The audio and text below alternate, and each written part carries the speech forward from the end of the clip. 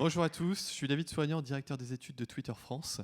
Alors aujourd'hui, j'ai le plaisir de partager avec vous notre nouvelle étude sur Twitter et la télévision qu'on vient de publier ce mois-ci. Alors c'est la deuxième étude qu'on publie sur le sujet. La dernière datait de novembre 2014. Donc on a souhaité faire un refresh, en savoir plus sur les usages aujourd'hui en 2016. Qu'est-ce qui a évolué? Donc on a quelques éléments de comparaison par rapport à la fois précédente.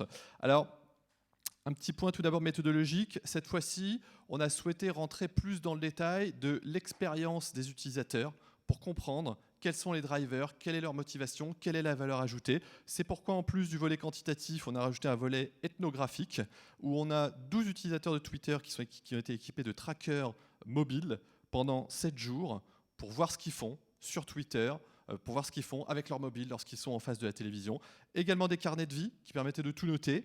Et ensuite, des vidéos, ils ont été filmés dans leur quotidien lorsqu'ils regardent leur programme favori avant de faire une interview plus détaillée pour pouvoir comprendre et décrypter les usages. Alors là, c'est une version courte de la présentation. C'est une présentation qui dure normalement 1 heure, qui vous est restituée ici en un quart d'heure. Donc on va aller straight to the point. On va passer un petit peu plus de temps sur la partie user experience, parce que c'est là qu'on a un peu plus de matière. Et ensuite, on va voir également les bénéfices pour les broadcasters et également pour les marques.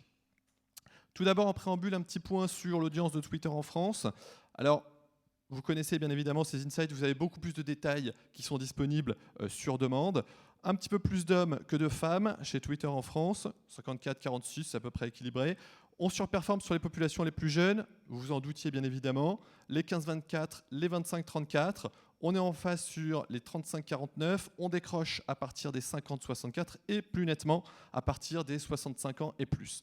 Mais surtout, ce qui caractérise notre audience, outre le côté plus jeune que la moyenne des internautes, c'est le côté CSP+.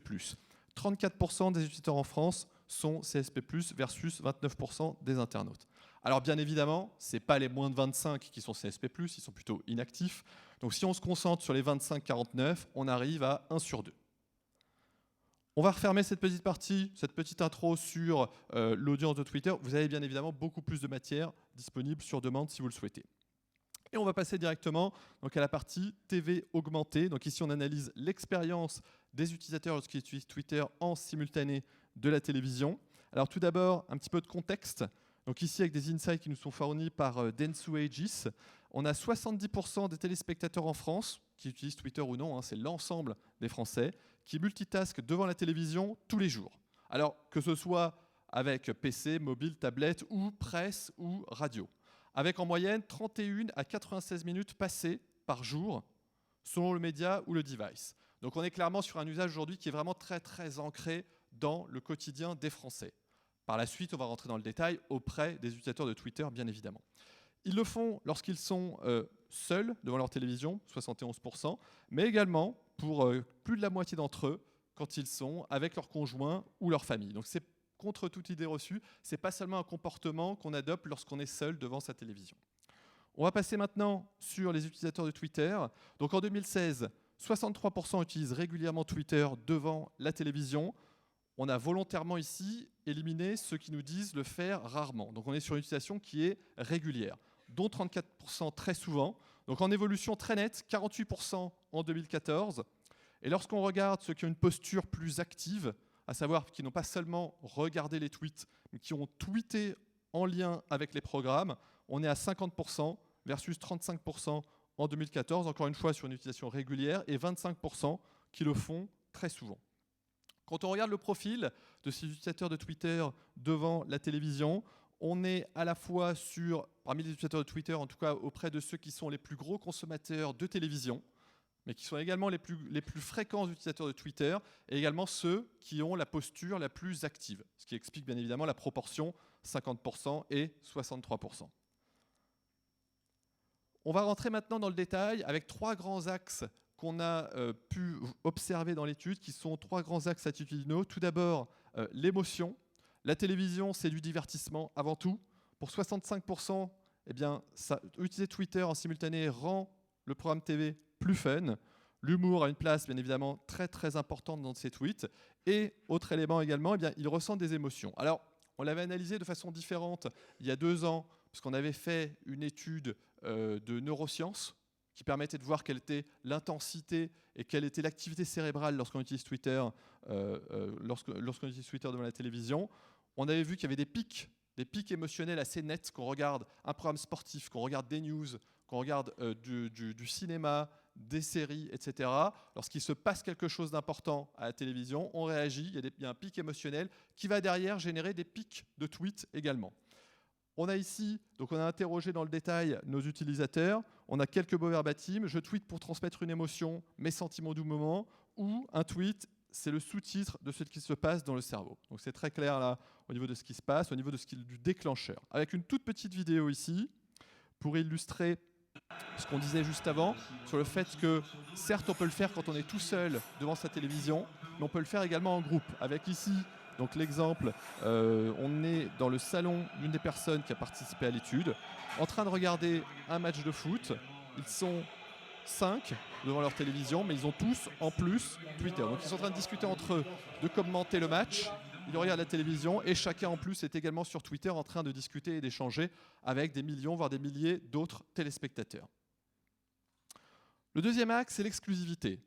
On parlait juste avant de télévision augmentée. Dès lors qu'on va utiliser Twitter en simultané, on va accéder à de l'information supplémentaire, accéder aux coulisses du programme, que ce soit via des tweets ou via Periscope également. Il y a certains programmes qui diffusent en simultané les coulisses sur Periscope. Et Twitter, pour 57%, est le meilleur endroit pour en découvrir davantage sur les programmes TV.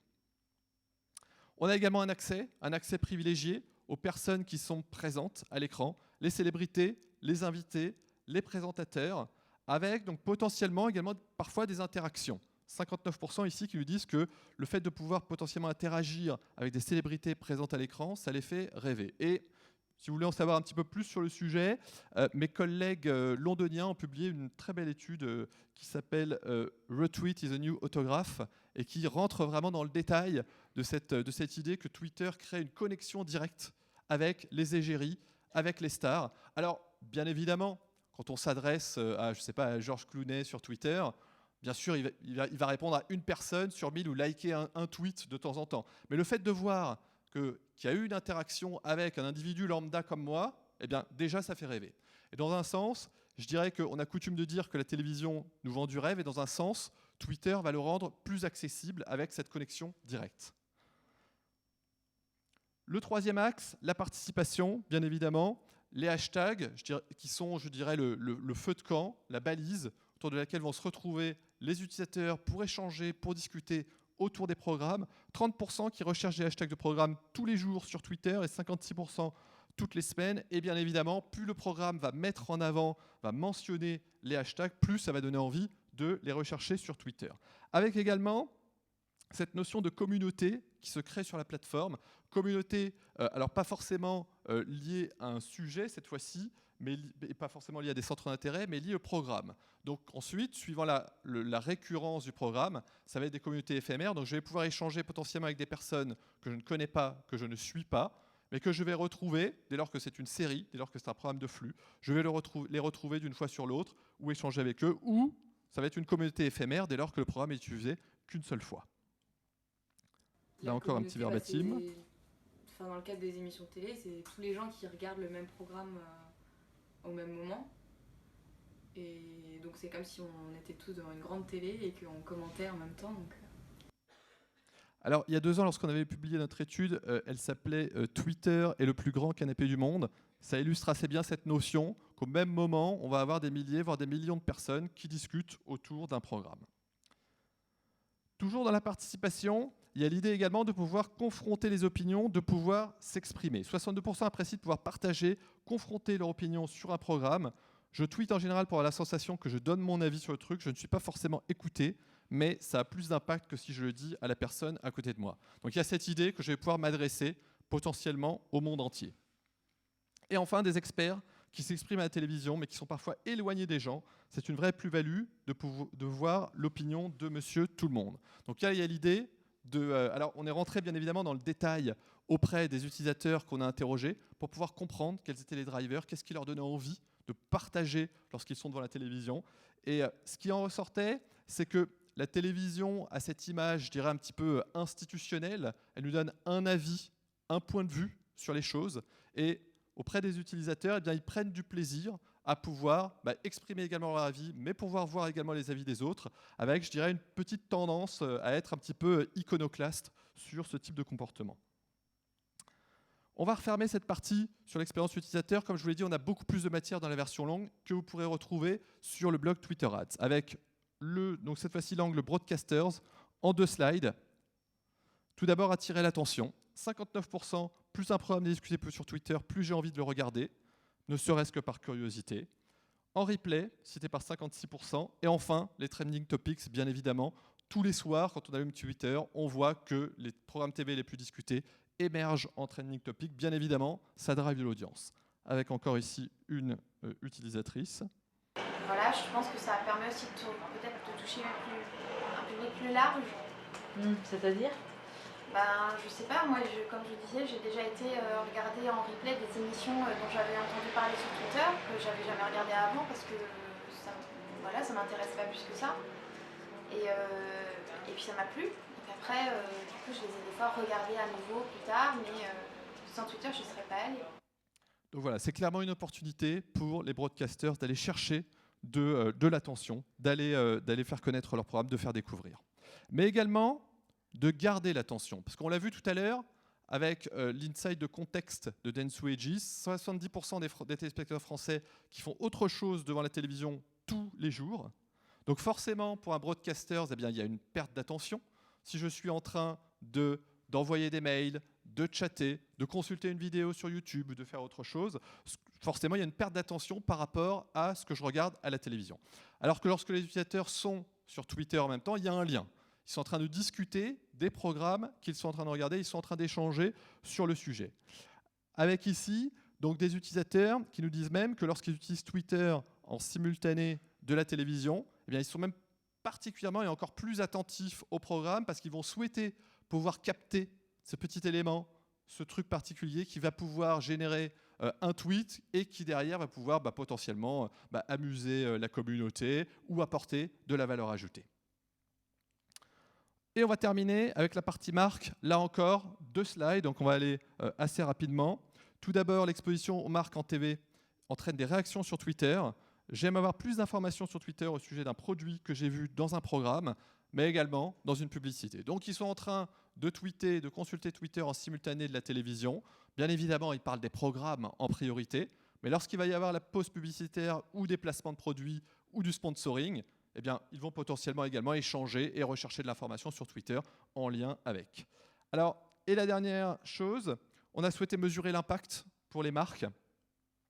Donc ici, on a 3 marques qui se sont prêtées au jeu. On ne peut pas prétendre, bien sûr, que 3 marques soient représentatives de l'ensemble des marques qui utilisent Twitter en simultané de la télé. C'est des marques qui connaissent bien Twitter, qui connaissent bien les codes et qui utilisent bien Twitter. Donc je dirais que c'est cette moyenne des 3 marques nous donne une idée du type d'impact élevé qu'on peut avoir lorsqu'on utilise bien Twitter en simultané de la télévision. Où on a pu comparer les personnes qui ont vu en TV uniquement versus les personnes qui ont vu en TV et sur Twitter. Alors, on a une vingtaine d'éléments qu'on a mesurés ici, des items d'image, des items en top funnel de awareness, etc. Et ensuite en bottom funnel de considération d'achat et de recommandation. Ici, on vous a fait ressortir uniquement les 3 principaux, mais on a plus de détails dans la version longue. La proximité vis-à-vis de la marque, et de façon générale, les items d'image qui vont avec, plus 27% auprès des exposés TV Only, plus 87% auprès des exposés TV and Twitter. La considération d'achat, alors on le sait, la TV génère énormément de considération d'achat. Auprès des exposés TV plus Twitter, on fait quasiment x2 au niveau de la considération d'achat. Et sur la recommandation, Twitter est une plateforme de partage, de recommandation. Lorsqu'on aime une marque, lorsqu'on aime un contenu de marque, on va le partager, on va le retweeter, on va le conseiller à sa communauté.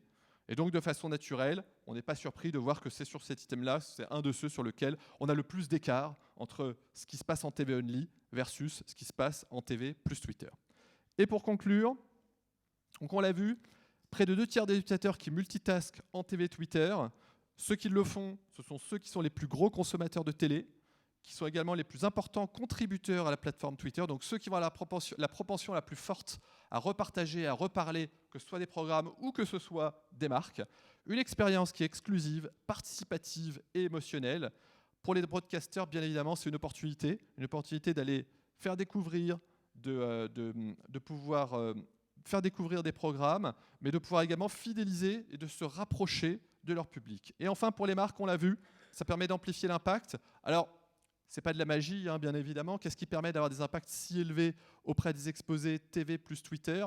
On l'a dit au début, lorsque les utilisateurs tweetent ou utilisent Twitter devant la télévision, ils éprouvent des émotions, ils les partagent sur la plateforme. En utilisant ces pics émotionnels pour pouvoir pusher le bon contenu aux bonnes personnes au bon moment, on va se rapprocher d'eux et on va générer énormément d'impact. Et c'est ce qui explique, bien évidemment, cet effet d'amplification de Twitter sur la télévision lors des campagnes synchronisées. Je vous remercie et je vais maintenant laisser la parole à Thomas Gavache.